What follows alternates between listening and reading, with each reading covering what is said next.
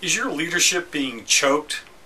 Over the weekend I was working on the yard, and we have these azalea bushes that are in our front yard and along the backyard, and I noticed that over the top of it there were these vines that were growing, and they just sort of blended right in. But as I started to dig into it, I discovered that these vines were just covering these azaleas and they were choking them out.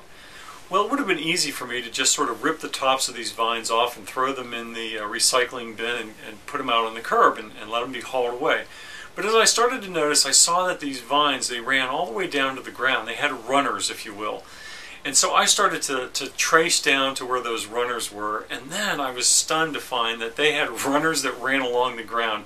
I ended up spending about 4 hours this past weekend just literally on my hands and knees digging out these runners and finding these knobs of where these roots had taken a hold, and where they just sent out all these things that were just determined to choke out these azaleas.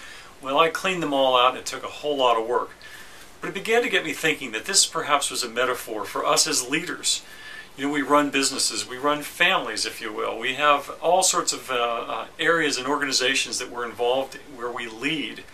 But so often we get so busy, we get so choked with all the things that are taking us off purpose.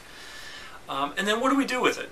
Do we just sort of rip the tops off and make it look better for the moment? Or are you willing to get down and get dirty and get to the roots and get the runners, not just the roots, but also those runners that can also sink roots, and really get to the issue of the problems that are going on? And therefore, whenever you've done that, you're in a position where you can cultivate and grow truly the azaleas, if you will. Grow those areas of your life that you really want to be, so that you're the leader that you've been called to be, and you're living it in such a way that people want to follow you.